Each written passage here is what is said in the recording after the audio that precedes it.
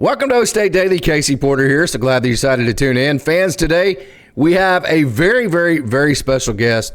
And I remember Mark Moore like it was absolutely yesterday. And he comes into OkState Daily. So kind to do so. Mark, I am so excited to talk to you today. Hey, thanks for having me. I appreciate it. Appreciate the opportunity. I believe we're in a parking lot there at Jinx Middle School, correct? Yes, we are, and we're having technical difficulty too, so you're going to have to bear with us. Hopefully we can get this done without any glitches, but yeah, we just finished practice, and this was kind of the quickest way I could be able to do it this afternoon, so we'll get it worked out some way. Absolutely. I think your phone's probably scared of you just like those receivers were back in the Big 8 days, right? Hey, I'm going to throw a fastball at you right off the bat. I know you can handle it. So, you know, you and Chris Rockins, forever linked by the fans together because you guys both were really hard-hitting secondary players. So got a question for you. Chris Rockins, Mark Moore, Trey Rucker. Who's the hardest-hitting secondary player ever at Oklahoma State? Oh, without a doubt, that's got to be Mark Moore. Oh, fantastic. Fantastic. Nacogdoches, Texas. I know you're living in Broken Arrow now. You lived in Seattle for a while because you played in the NFL, but you're in the NHS Alumni Association as one of the school's most distinguished alumni. You got that award last year, so that's really cool. Talk about that, man. That was a great experience. It just came out of the blue. Never expected it. Nacogdoches, they don't do a whole lot of things for former players and stuff, and I guess they're kind of just now kind of starting.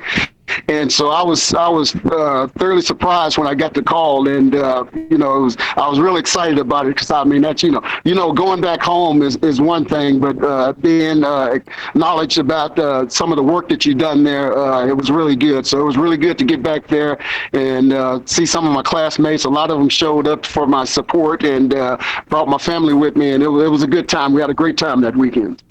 I know Steve McCarty, your head coach there at high school there at Nacogdoches. He was very, very important. Do you want to talk about him? Yeah, great guy. Just one of the most outstanding persons that I've ever met. I'd say without Coach McCarty, there's no way that there would have been a Mark Moore because he taught me how to be a football player, taught me how to be a man, taught me how to be responsible, and just an all-around great guy. And he has always been in my corner, and not just myself. It was just every guy on the team. He was like a dad to all of us. And I think without him, a lot of us wouldn't have been able to, get out of Nacogdoches and experience things. He always wanted us to be our best that we could be, and so that was one thing he always instilled in us. And I've to this day I'm still friends with him, talk to him every once in a while. But just a great football coach. And I know you keep in touch with Kevin Godfrey. You guys, you're close with still a lot of those guys that you played with at Oklahoma State. Did you ever ask Kevin why in the heck he kicked barefoot? I think a lot of people asked him that. Hey, I mean, what the hell is that all about, right? I think it was something wrong up here. Oh, yeah, he was doing that. But no, Kevin was a great kicker for us. He was a weapon, and we used him a lot. He always kicked it deep, and for being on the kickoff team, it was you don't mind going down there hitting, but if you can put it in the end zone and let him take it out on the 20, that's even better for the defense. And so we used him to that advantage for sure. You came into Oklahoma State in 1983. That was Jimmy Johnson's last year. I'm assuming he was a really good recruiter.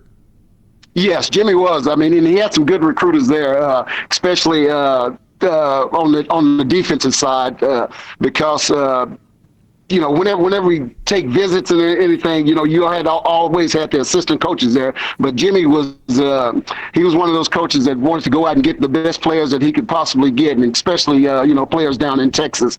And so he made sure that his assistants were out there, like car salesmen. They were out there just trying to mop it up and get as many good guys as they could to get on that football team.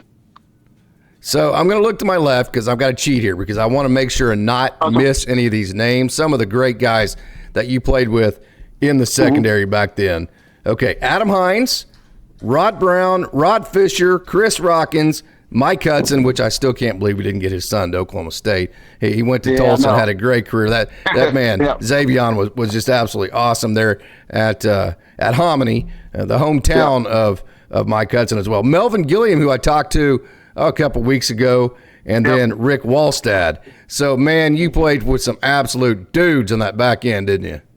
Oh yeah, it made it so much easier for myself coming in as a freshman, because like you said, you had Chris Rockins, Adam Hines, and especially Rod Brown. Rod is one person that took me up under his wing when I first got to Oklahoma State, and I give a lot of credit to Rod. Me and Rod, I just spoke to Rod last week, and we speak just about once a month.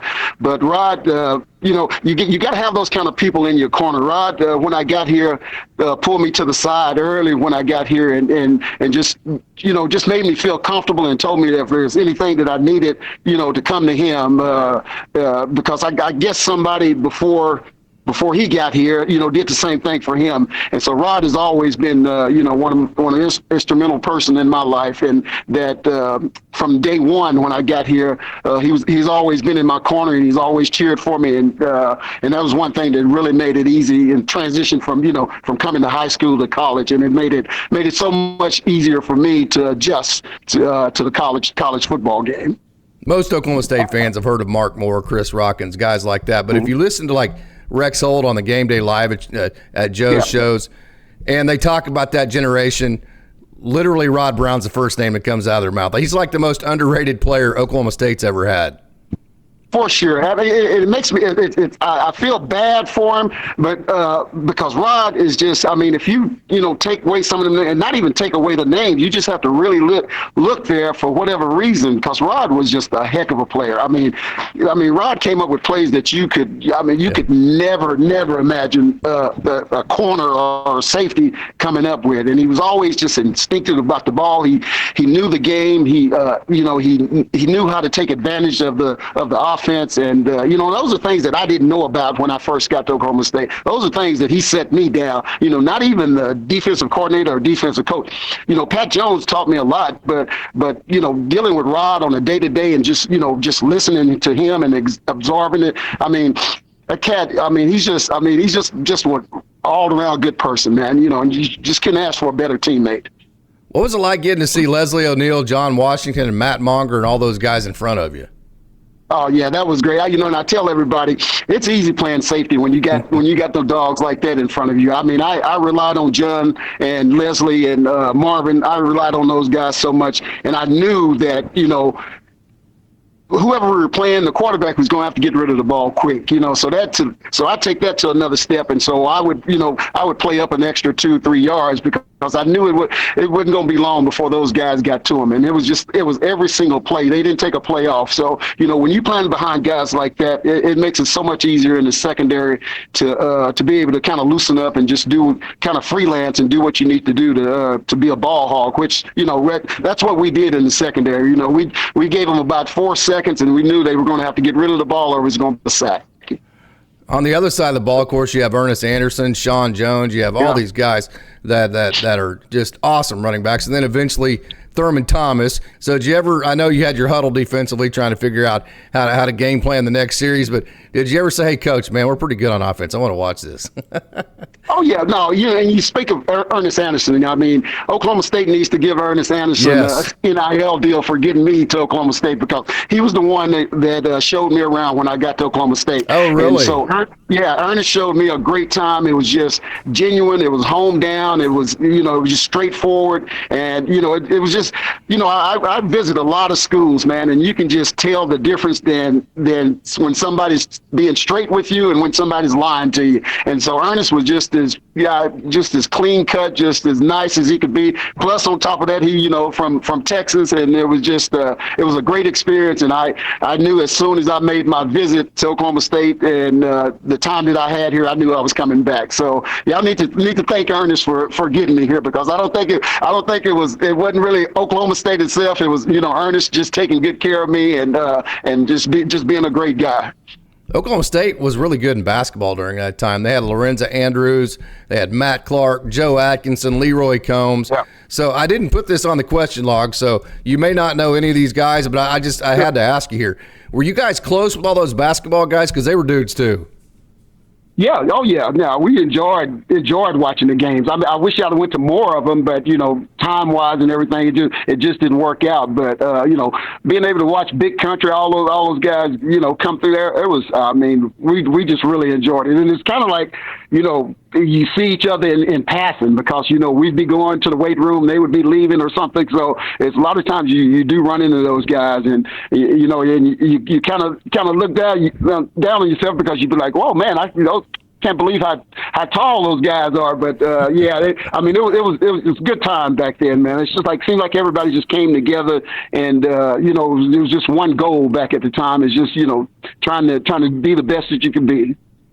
Mm-hmm. And hey, I was 10 years old when you came to Oklahoma State in 1983, and my brain for some reason compartmentalizes the 80s in two different steps. You had the Jimmy Johnson stage where Pat Jones then took over, which was kind of the Thurman Thomas era where you had Leslie ONeal, Rusty Hilger.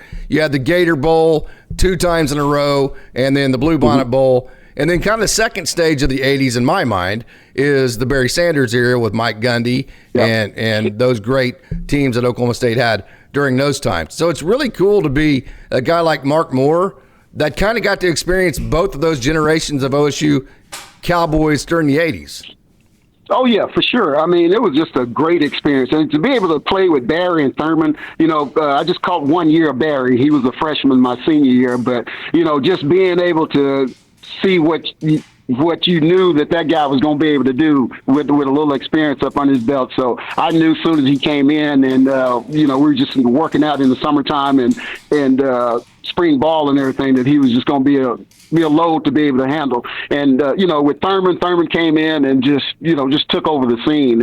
And I'd never been on a team with a running back, that was that outstanding and that could do some of the things that he's been able to do. So, having those two guys, and it amazes me, when I meet people, they're like, "Oh man, you were able to play with Barry Sanders and Thurman Thomas," and I you don't think about and it. Ernest Anderson. Yeah, until somebody says something about it, he's like, man, that's pretty cool right there. Even if you didn't touch the field, at some time, if you were able to be on the same field, same sideline as those two cats, and that's something amazing. So I look back on it as a great experience and something that I'll never forget.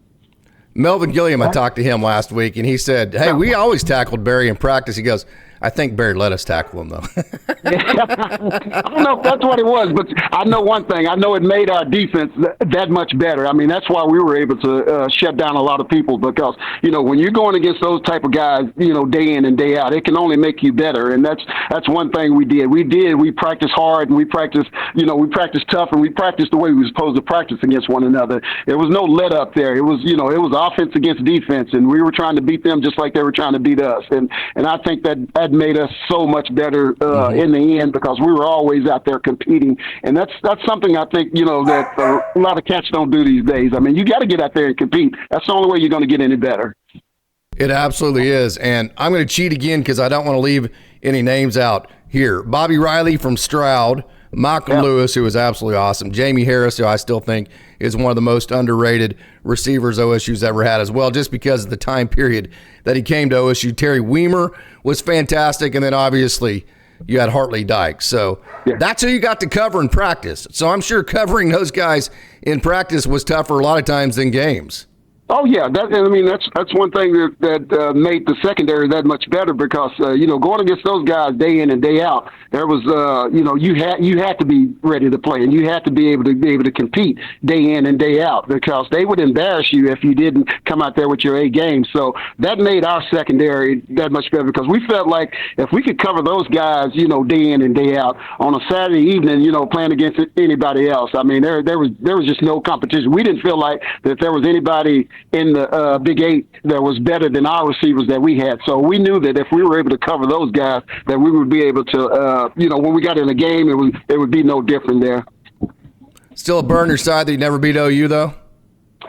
Yeah, I'm still kind of hurt about that one there. The closest we did get was the 1 year when the onside kick hit Chris Rockins in the head and bounced back to OU. But other than that, it was always a good experience playing. And then you can see some of the players coming in from practice. So if they're back there making faces, just let me know. But playing against OU and not being able to get them one. Yeah, I mean that's kind of a blemish on my career. But it was always a competitive game. It was always a good stressful game. But we played well against them every time, though. Yeah.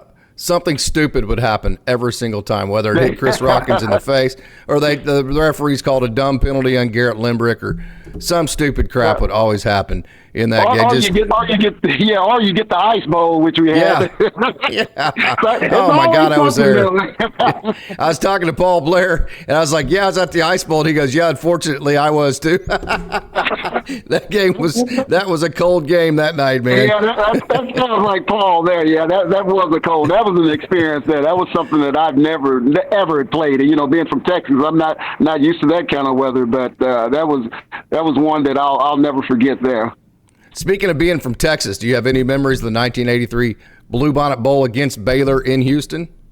Oh yeah, that was a great experience. Being a freshman and being able to go to a bowl game, number one, that was an experience in itself. And to be able to go home, 2 hours away from Nacogdoches and play in front of all your family and friends, and I had so many high school friends there. It was it was an experience I would never forget. And I had only been to the Astrodome, I think maybe one time prior to that for a baseball game, and so I was really excited about playing football there, and I just thought it was so neat to be able to play indoors, which that was only the second time I played there. We played there in high school in a playoff game, and so to be able to go back to the Astrodome and play there, that was a good experience and something I never forget. But we went into that game knowing that we had a good nucleus of players, but we just had to put it all together and end up winning that game, which was a good deal. What do you remember of Rusty Hilger?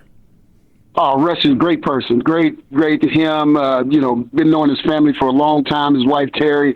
Russ is so hate we lost him, but Rusty was a great friend, great competitor. Yeah, I mean, that was the kind of quarterbacks that you want. Somebody that's they play quarterback, but they're almost like a lineman. Rusty was just a gritty player, and would give up his body, and that made it so much easier for us to be able to cheer for him and do what we needed to do to take care of him. And he was just a great leader, and he helped us win a lot of football games just on his arm alone. And so we really cherish having him as our quarterback and leading us for those years. Did you have a good vantage point of the Barry Hannah play? Oh yeah, definitely. Barry has always been kind of one of those quiet players. Yes. But if there's someone that deserved one of those moments, it would be Barry, because came out, worked hard every day, gave it everything, and Barry wasn't just a talented tight end, but if you threw the ball to him, you knew he was going to catch it, and if you needed a block, you knew he was going to block. So those are the kind of guys that we had on the team. We didn't have a lot of 2-star, 3-star guys. It was just a lot of guys that wanted to get out there and play and compete and to the highest level and give everything that they had. And so when you put those type of guys on the football field, anything can happen. And Barry whenever his number was called, he came up with the play, and that was one we'll never forget. I know I watch that game every now and then. I know exactly what's going to happen, but I still, in my mind, I'm just waiting on it and still get chills from it, because that was one of those plays that will forever, go down in Cowboy history. 1985, OSU, we really thought we were going to be in the Orange Bowl that year. And then, just you can't beat Nebraska, don't beat OU, that kind of thing. And so that sets you into 1986, and you have Ronnie Williams playing quarterback, who is a good quarterback. But Oklahoma State really needed him to play receiver because, he ended up playing the NFL at receiver. So here comes this cocky little 18, 19-year-old guy out of Midwest City, Mike Gundy. Do you remember that day against Houston? It wasn't a good game. I think we lost like 28-12. But it was good in the sense that it was so bad that we actually brought in Mike Gundy that game, and that ushered in the new generation of Cowboys. Yeah, it did. And we were were excited about Mike coming and getting that start because like you said, we ended up not winning the game, but it was almost like you had a win in a way because he came in and controlled what he needed to control and took care of the football. Didn't make any dumb mistakes, and just when those games like that, you got to take the good with the bad and find a good lining, a green piece of grass that you can kind of put your feet on, and that's what we did. We figured that from there, Mike would be able to take control of the reins and be able to do what we needed to do, which he did, and that's what we needed at the time. We needed somebody just to step in and take control of it because it felt like it was getting out of hand, and we needed something to happen. And he came in and did what he needed to do, and the rest is history because he did make a difference in the Oklahoma State quarterbacking room. So Oklahoma State, for the first time ever, got the number one recruit out of Oklahoma and the number one recruit out of Texas in the same year. And so you had some big-time dudes, and that doesn't even include Barry Sanders, right? So you had some big-time dudes on that team. Mark Moore, who plays in the NFL, all that. And then Mike Gundy comes in as this freshman, is like, okay, guys, this is my team. I'm going to lead this team to whatever this is going to be. That takes some serious leadership skills. So you got to see that right up close and personal. So is there anything about the way that he led when he played that has surprised you since he's become the head coach? No, just the same confidence, just the same, mannerism, just the same, just attitude about, this is how we're going to do it, and we're just going to get it done. Find some way to get it done, and I think that's what Oklahoma State has been, all those years that he's been there. It's just, the consistent, day in and day out, not doing anything out of the ordinary and just taking care of business and, putting your head down and getting to work. And that's I think that's Mike to the team, and those are the kind of teams that he put out on the field. Yeah, I mean, it's starting off as kind of mediocre year right now. With every year, I feel like no matter how far we go down, Mike will bring it back up and then top it at the end, and that's just the way it is. And that goes from, I think this comes from his work ethic and just the way that he goes about his day-to-day thing, and I think it just transitioned over to the team that he leads. Do you come back to many games? How connected are you to the program now? Oh yeah, I'm at every game. I'm in there. I'm connected. You cut me, I'm a bleed orange. That's just the way it is. But I make it to every game. I met a guy about 3 years ago, and come to find out he's from Nacogdoches, and he moved out here. In the early '70s, and he graduated from Nacogdoches High in '64, the year that I was born, and so we just became friends, and he lives in Stillwater now, and he has a suite there, so he invites me to all games, and I've traveled back to Nacogdoches with him.